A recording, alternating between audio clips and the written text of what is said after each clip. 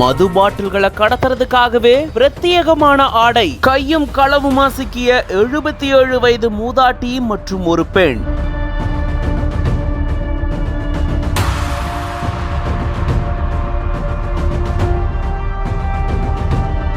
புதுச்சேரி மது பாட்டில்களை கடத்திட்டு போன 2 பெண்களை கைது செஞ்சு பாட்டில்களை பறிமுதல் செஞ்சிருக்காங்க.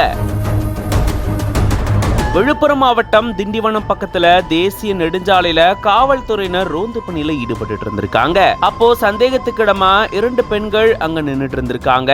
அவங்கள பிடிச்சு விசாரணை செய்யும் போது விசாரணைக்கு ஒத்துழைக்காம 2 பேரும் தப்பிச்சு ஓட முயற்சி செஞ்சதா கூறப்படுது. அதை தொடர்ந்து 2 பேரையும் காவல் நிலையம் அழைத்துட்டு போயிட்டு விசாரணை மேற்கொண்டதுலதான் அவங்க புதுச்சேரியிலிருந்து மது பாட்டில்களை கடத்தும் முயற்சியில் ஈடுபட்டு இருக்கிறது தெரிய வந்திருக்காம். அவங்க அணிந்திருந்த ஆடையில 180 ml மற்றும் 90 ml அளவு கொண்ட புதுச்சேரி மதுபான பாட்டில்கள் கடத்தி வரப்பட்டிருக்கிறது தெரிய வந்திருக்கு. இதை தொடர்ந்து அவங்க கிட்ட மேற்கொண்ட விசாரணையில 77 வயதான யசோதா மற்றும் 45 வயதான சின்ன பாப்பா அப்படின்றது தெரிய வந்திருக்கு.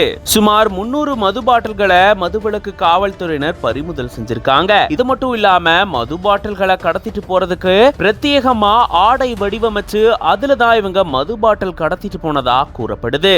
இது பத்தின உங்களோட கருத்துக்களை கமெண்ட்ஸ்ல சொல்லுங்க. மேலும் பல செய்திகளுக்கு பிஹைண்ட் வுட்ஸ் பேஜை ஃபாலோ பண்ணிக்கோங்க.